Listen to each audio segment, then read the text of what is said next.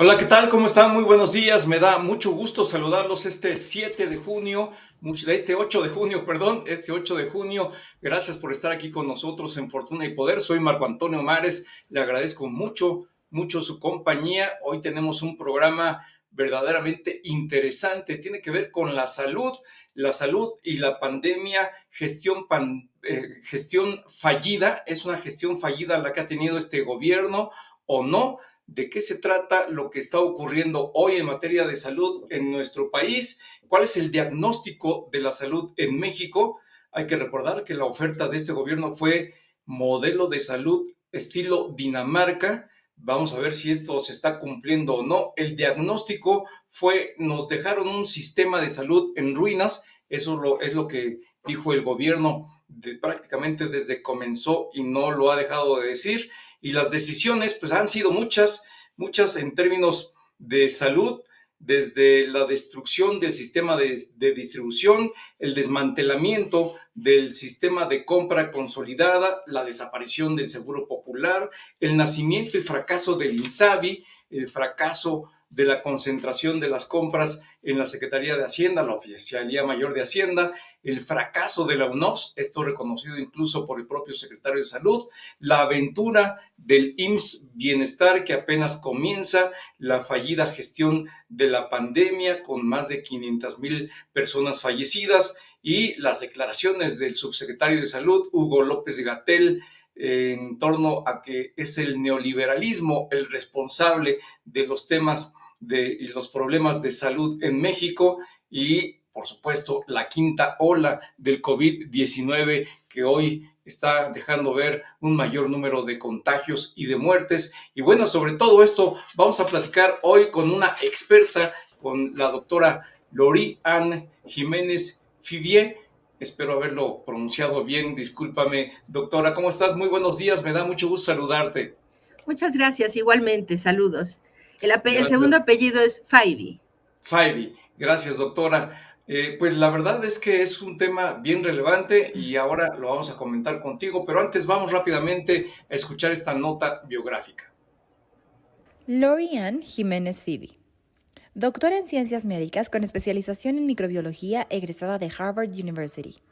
Actualmente es profesora titular C de tiempo completo en la División de Estudios de Posgrado e Investigación de la Facultad de Odontología de la UNAM y se desempeña también como investigadora y profesora en los niveles de especialidad, maestría y doctorado. En marzo de 2020 fundó y desde entonces encabeza el Laboratorio de Genética Molecular de la UNAM. A raíz de la pandemia de COVID-19, fundó la Asociación Civil sin fines de lucro Salvemos Conciencia, a la que encabeza como directora general, dedicada a proporcionar a la población de forma gratuita información, asesoría, acompañamiento y atención médica oportuna a distancia, para contribuir a disminuir la pérdida de vidas y la incertidumbre durante la crisis originada por la pandemia en México. Su producción científica ha sido citada en más de 3,000 publicaciones internacionales independientes. Y hoy le damos la bienvenida a Fortuna y Poder. Pues ahí están los datos más relevantes de la doctora. Hay que decir que la doctora Lori Ann ha sido pues una experiencia bien importante, bien interesante en términos de conocimientos y en términos de difusión, porque independientemente de todo su trabajo académico y laboral, pues ha tenido un desempeño muy notable a través de las redes y los medios de comunicación y pues es una voz muy autorizada. Doctora, muchas gracias otra vez, muy buenos días. Sí, ¿qué tal? Muy buenos días, qué amables, de verdad. Gracias por la invitación. No, al contrario, y es para nosotros un honor tenerte aquí con nosotros. Y yo quisiera que nos dieras en primer lugar una visión amplia de lo que tú como experta en temas de salud estás observando respecto de lo que hoy estamos viviendo en esta materia, lo que ha venido haciendo el gobierno mexicano y lo que estamos viviendo en pues prácticamente todos los temas que mencionaba en la introducción, en el tema que tiene que ver con esta oferta de un modelo de salud de estilo Dinamarca, el diagnóstico de que este gobierno heredó un sistema de salud en ruinas y de ahí en adelante todas las decisiones que se han tomado. Bueno, son muchísimos temas, ¿no? Sería imposible entrar a fondo a todos, pero Creo que lo básico es esto. No tenemos un sistema de salud como el de Dinamarca, eso es claro, es obvio y todos lo sabemos, ¿no? Tenemos uno de los sistemas de salud ahora ya más deteriorados, es decir, lo digo con claridad, nuestro sistema de salud nunca había estado tan deteriorado como ahora. Y sí, desde luego que excusas y buscar culpables y quién tiene la culpa menos yo, todo esto se puede hacer, pero la realidad es una. Quienes gobiernan ahora son responsables del estado del sistema de salud actual, punto. Es decir, ellos ya tienen cerca de 3 años gobernando y pues llegó el momento en que tiene que tomar responsabilidad por lo que está pasando durante su gestión. Es decir, sí, el sistema de salud mexicano había estado deteriorado desde antes, es cierto. Nunca hemos tenido un sistema de salud perfecto, eso es cierto. Se había descuidado, deteriorado y una serie de cosas, sí, pero se habían sentado algunas bases sobre las cuales se podía construir, como el Seguro Popular, por ejemplo, ¿no? No era perfecto, pero era algo y era algo muy bueno, sobre lo cual se podía, desde luego, construir y hacerlo más adecuado, mejorar las deficiencias que tenía, ¿no? En lugar de esto, pues se destruye y entonces se echa para atrás todo un esfuerzo de años, de décadas quizá, ¿no? Y nos deja en una situación realmente, un sistema de salud que hoy por hoy jamás había estado tan deteriorado en nuestro país. Tenemos problemas con el sistema de salud en todos los sentidos, incluyendo un problema que es de la mayor gravedad, que es el desabasto de medicamentos, que es un problema que fue causado, de hecho, por las decisiones del gobierno actual. Es decir, pues se puede combatir la corrupción, sí, claro, hay que hacerlo, desde luego, pero no se tenía que dejar al país sin medicamentos en el proceso de tratar de controlar la corrupción. Es decir, había muchas vías de cómo esto se podía hacer sin que necesariamente llegáramos a este estado catastrófico que se tiene actualmente de nuestro sistema de salud. La pandemia, pues sin duda, tanto aquí como en todo el mundo, vino a causar provocar una presión muy importante sobre los sistemas de salud en todo el mundo, ¿no? Nada más que el nuestro, pues de plano no ha podido afrontarlo, y eso se ve definitivamente con las cifras que tenemos de exceso de mortalidad. Mencionaste más de 500,000 personas, pero hay que hablar con las cifras más exactas, que son a la última estimación del gobierno de México, no son estimaciones que se sacan de la manga ni de terceras fuentes. El gobierno de México registra 726,412 muertes a consecuencia de la pandemia desde hasta el 5 de marzo de este año. Sí, arriba de 720,000. Es catastrófico lo que ocurrió durante la pandemia, y esto tiene que ver sin duda, y ahorita platicaremos al respecto, pero tiene que ver con muchos factores, varios factores, pero sin duda tiene que ver con el tremendamente deteriorado, descuidado sistema de salud que nos ha dejado esta administración. Claro, doctora. Y bueno, yo quise que nos dieras, así aunque fuera a grandes rasgos, este bosquejo de tu opinión respecto de lo que está ocurriendo en el sistema de salud mexicano, porque obviamente es un contexto y es algo que está a la vista de todos. Hace apenas unos días, el doctor Julio Frenk, en un artículo que escribió en Reforma, decía que nunca se había visto en la historia del sistema de salud de México, un proceso de destrucción institucional como el que se está viendo en la actual administración, en el actual gobierno. Y yo por eso quería que nos dieras tu opinión al respecto, porque efectivamente creo que es parte de un todo. Hoy estamos enfrentando una situación singular, igual que en muchas otras partes del mundo, con el azote de la pandemia del COVID-19. Sin embargo, la respuesta de los gobiernos ha sido muy diferente en todas partes, y aquí lo que hemos visto, la mayoría de los analistas, de los expertos como tú, doctora, pues coinciden en que ha sido una estrategia fallida, una estrategia que pues ha sido pues muy ineficiente en términos sanitarios. Doctora, y ahora sí, me gustaría mucho que nos platicaras, estamos viviendo esta quinta ola, estamos viendo una respuesta de el principal responsable, aunque el secretario de Salud lo debería de ser, pero la cara abierta ante la sociedad ha sido el doctor Hugo López-Gatell, y en esta participación que tuvo recientemente en un foro internacional, culpaba, responsabilizaba al neoliberalismo de todos los problemas de salud. ¿Qué opinas, doctora?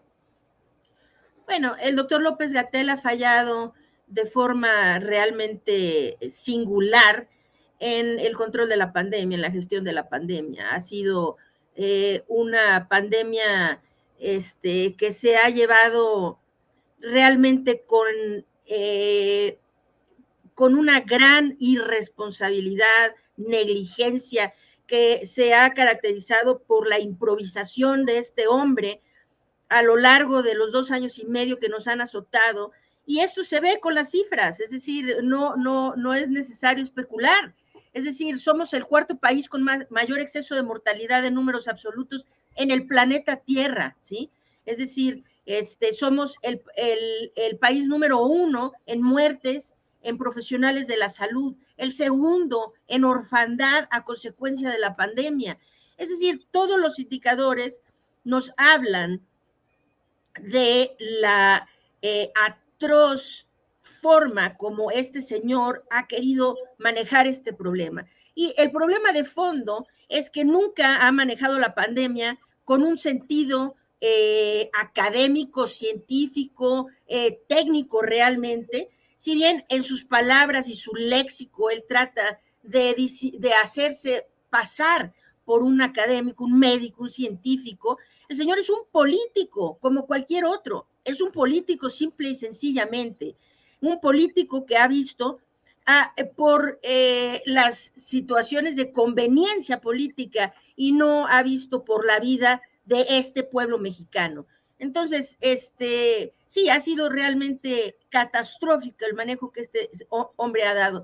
Y cuando él se para ahí con toda la desvergüenza del mundo en la Organización Mundial de la Salud, que habían como 10 personas que se quedaron a escucharlo porque pues verdaderamente es enfermante el discurso que dio en el encuentro internacional que se dio, ¿no? Que organizado por la Organización Mundial de la Salud, culpa al neoliberalismo. Vaya, hay que tener un poco de valor, hay que un poco de vergüenza, ¿verdad? Y sobre todo, ¿no? Hay que ser menos indolente, ¿verdad? ¿Cómo culpar al neoliberalismo? Estaba en sus manos controlar el problema, estaba en sus manos salvar vidas durante la pandemia. Él fue quien tomó las decisiones.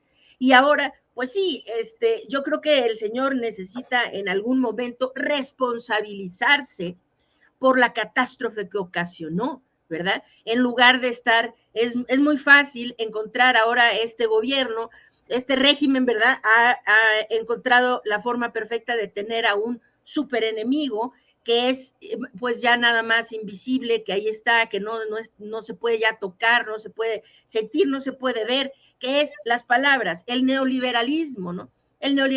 Bueno, ellos son los que están gobernando ahora. ¿Por qué le echa tanta la culpa al neoliberalismo? Y se necesita tener realmente valor, ¿verdad? Y se necesita ser un poco menos desvergonzados para querer culpar a todo mundo menos a ellos mismos. Tienen 3 años ahí y la pandemia finalmente pues no pasó en el periodo neoliberal, pasó en este periodo y el encargado de la pandemia era el doctor Hugo López-Gatell. Y pues bueno, si él no tiene el valor, ¿verdad?, moral para responsabilizarse de las acciones que él mismo cometió, pues ¿qué más podemos decir sobre él, no? Claro, doctora, lo que haría yo la equivalencia cuando se trata de temas como este es en el ámbito económico. Se dice que cuando se deja a los políticos tomar decisiones que son decisiones técnicas, que son decisiones del ámbito económico, pues no hay duda que vendrán errores. Habrá pasado exactamente lo mismo con este tema de la salud, que en lugar de tomar decisiones estrictamente sanitarias, estrictamente científicas, se tomaron decisiones políticas, y ese podría ser el origen de todo esto que estamos viviendo en cuanto a la estrategia para enfrentar la pandemia en México. No cabe la menor duda, no cabe la menor duda. No hay manera de que un médico, ¿sí? un científico, como lo son tanto el secretario de salud como el subsecretario, porque hemos de decir que si bien el secretario de salud es como un fantasma que de repente se aparece y nadie sabe quién es o qué hace, ¿no? El señor, él fue anteriormente un médico y un científico muy destacado, ¿no? Muy destacado en este país. Lamentablemente va a acabar su carrera así, en este desprestigio que va a ser lo que va a quedar después de la vergonzosa forma como ha manejado el sistema de salud en nuestro país, ¿no? Pero vamos a decir, no hay forma de justificar que un médico, realmente un médico bien preparado y con formación académica fuerte, robusta, científica, robusta, se haya parado ahí a decir que los niños con COVID se curan con Big Vaporub, por ejemplo, ¿no? O que él no vacunaría a sus nietos y que los niños no necesitan vacunas contra COVID-19 porque sus sistemas inmunes pues son muy buenos y son sistemas inmunes jovencitos que no queremos dañar con la vacunación. ¿Cómo puede un médico realmente con seriedad hacer una declaración de esa naturaleza que suena casi a retórica antivacunas, ¿verdad? Del corte de los terraplanistas y otro tipo de grupos profundamente ignorantes, ¿no? ¿Cómo no hay manera de justificarlo? Porque él sabe perfectamente que lo que está diciendo es una mentira. Es decir, la vacunación, si hay una aportación médico-científica que ha salvado vidas desde que en la humanidad, ha sido la vacunación, ¿sí? Esta es la aportación médico-científica quizá más relevante de todos los tiempos, ¿sí? La vacunación masiva. Y los niños son quienes principalmente reciben vacunas de forma muy segura, muy efectiva y salvando millones, miles de millones de vidas, ¿verdad? Y ahora decir que una vacuna podría afectar su sistema inmunológico, bueno, esto no hay ninguna lógica detrás de esto. Es decir, la lógica es, el presidente no quiere gastar en vacunas para los niños y le instruye a su secretario que diga lo que tenga que decir para justificar que no se haga el gasto, ¿no? Esa es la razón.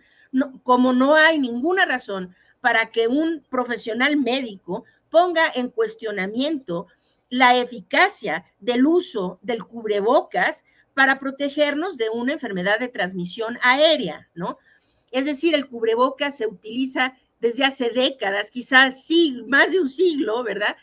Como una herramienta básica, es la herramienta básica de control de infecciones dentro del gremio médico, odontológico y etcétera. Es decir, sabemos que el cubrebocas funciona para protegernos de respirar patógenos que están suspendidos en el aire o se transmiten por la vía aérea, ¿no?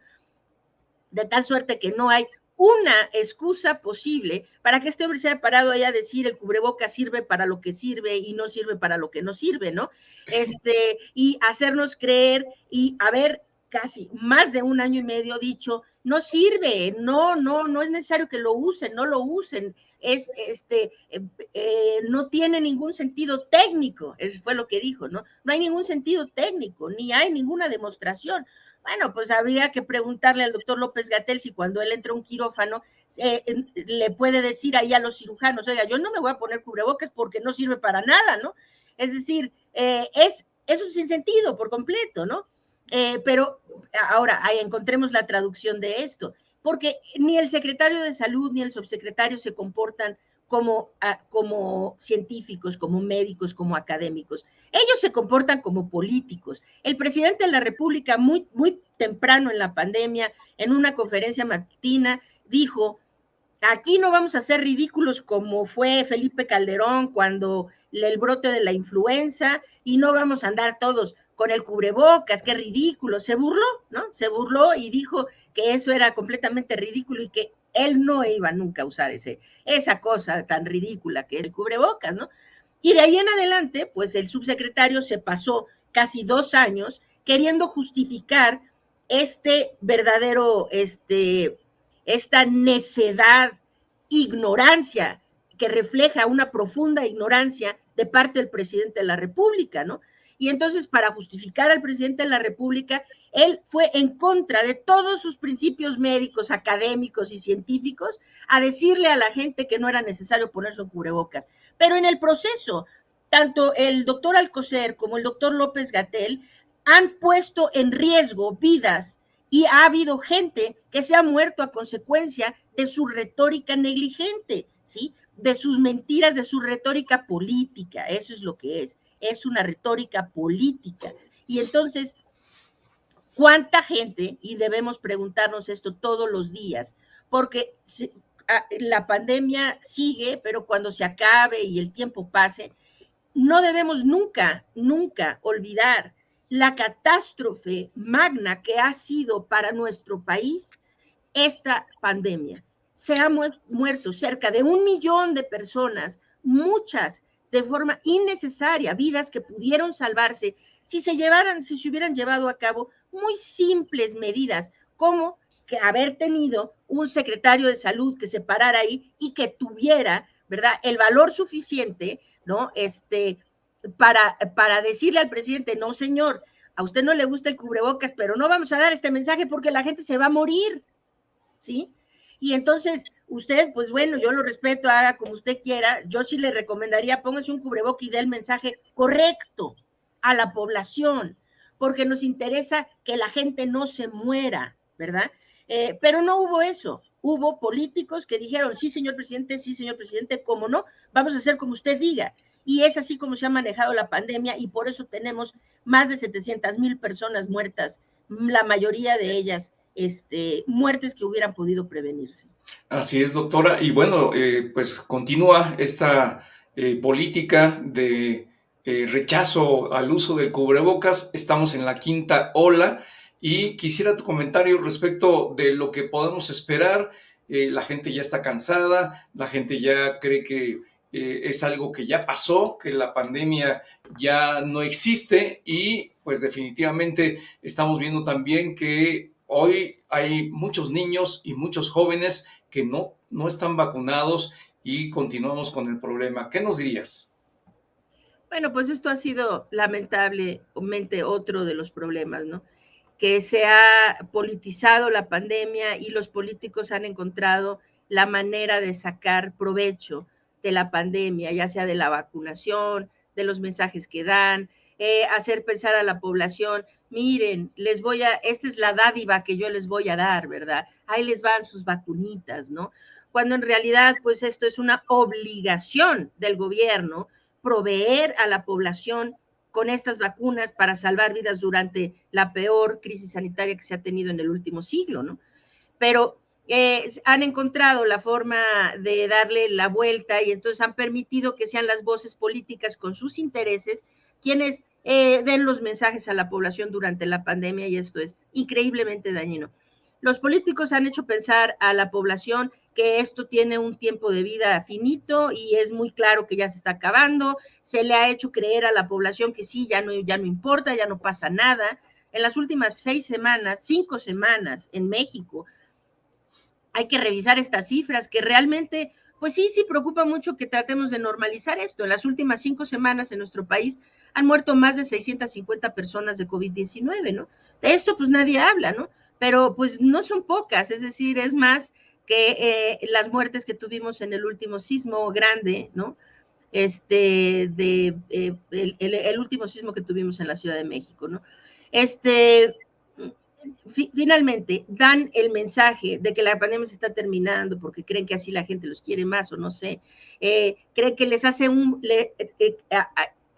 quieren hacer creer a la población que les están haciendo un favor diciéndoles, ya les voy a dar permiso de quitarse el cubrebocas. Bravo, apláudanme, yo, su gran líder, ahora les estoy dando permiso de ser libres y quitarse el cubrebocas.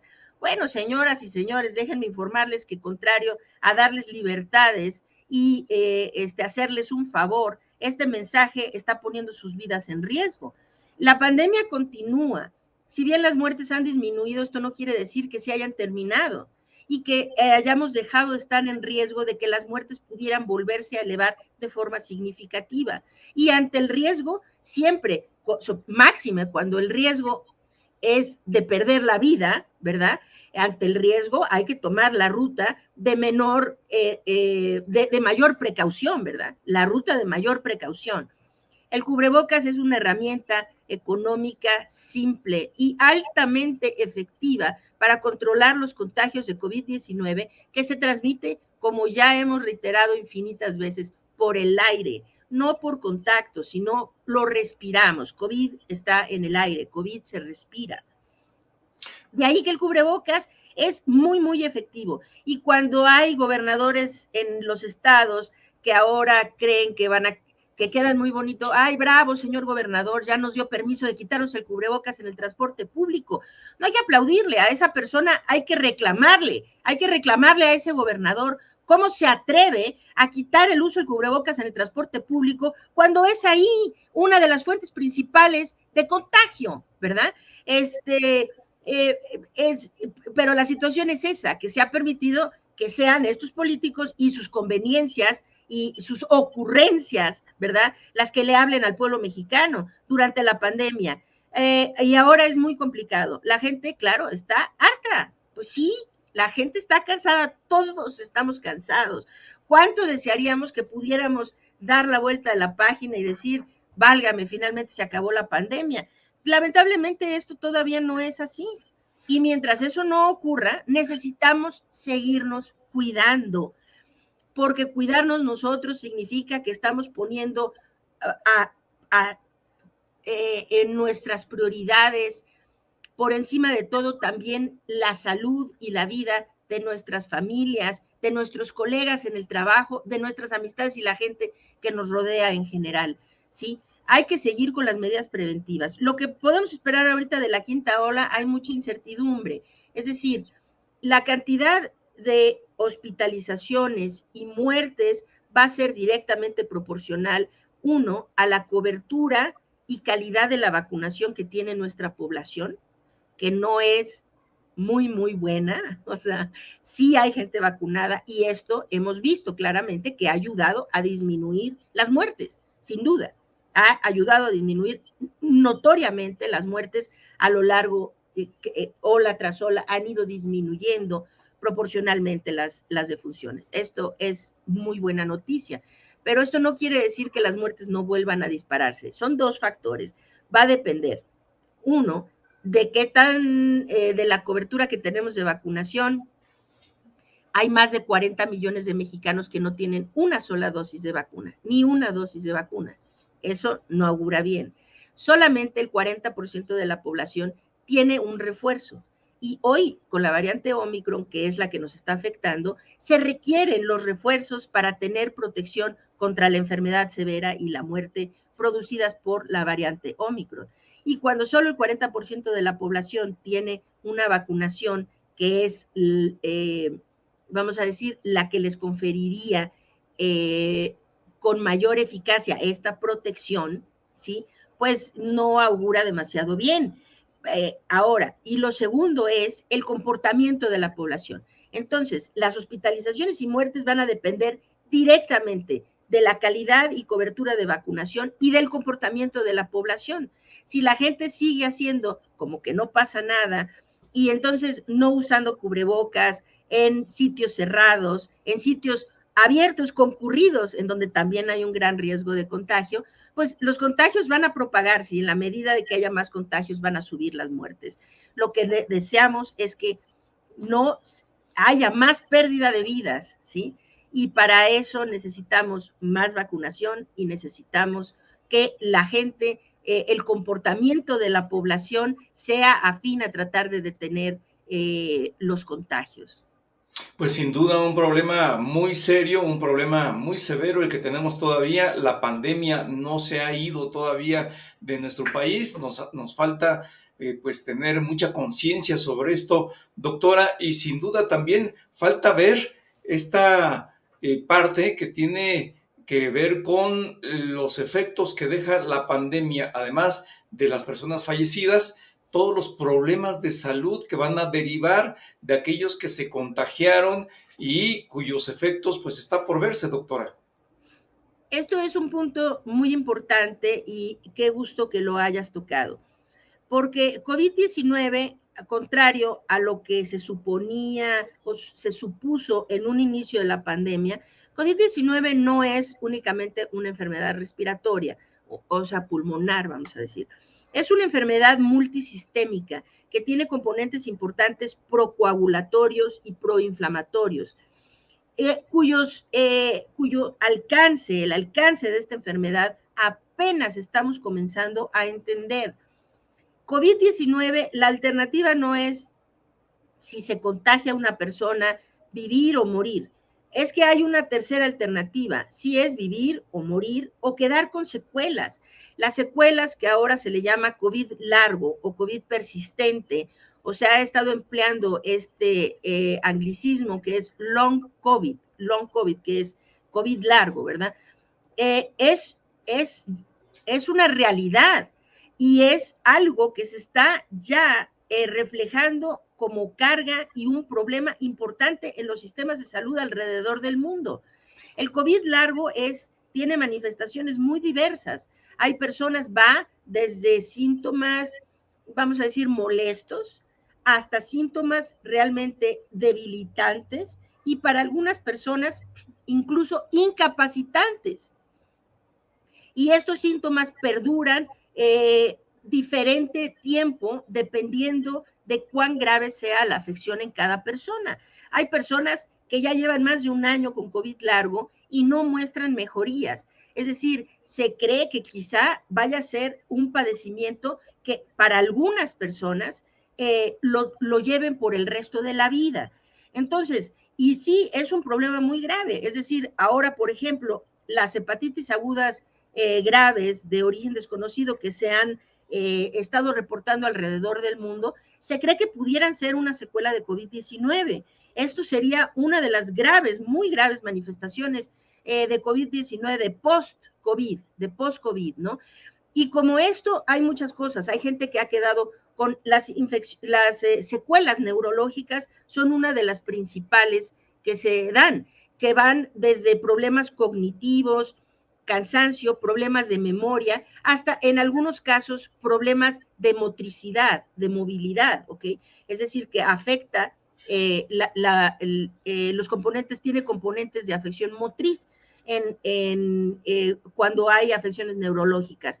Esto, hasta desde luego, afecciones pulmonares a largo plazo, pero también cardíacas, hepáticas, renales, incluso dermatológicas. Hay personas que tienen secuelas que han quedado en su piel o las uñas o en sus uñas, etcétera. En el cabello, gente que se le ha caído el cabello después de haber padecido COVID. Es decir, hay toda una gama que estamos apenas comenzando a entender. El mensaje es lo siguiente: nadie quiere infectarse de COVID. Quien lo eche en saco roto diciendo, bueno, no, yo ya estoy vacunado, yo no me voy a morir, cuidado, es un gravísimo error, porque esta enfermedad, si bien puede no puede no llevar a la muerte a una persona, sí puede, y ahora, y la estadística es así, aproximadamente el 25% de las personas que padecen, o de los niños, el 25% de los niños que padecen COVID quedan con secuelas después de la enfermedad. Y esto es independiente de si padecieron COVID de forma grave, leve o moderada. Incluso hay personas que padecieron COVID de forma muy leve y que rápido pasó y después comienzan a tener manifestaciones de diferentes tipos de afecciones a largo plazo. Hay que tener mucho cuidado con esto y eso quiere decir que sí es en nuestro mejor interés para protegernos y seguir con las medidas de protección contra los contagios. Pues doctora Laurie Ann Jiménez Faiví, muchísimas gracias por la entrevista, gracias por toda esta información, muy importantes todos los mensajes que nos acabas de dar, muchísimas gracias. No, nada que agradecer, al contrario, ha sido un placer estar en el programa y muchas gracias por la invitación.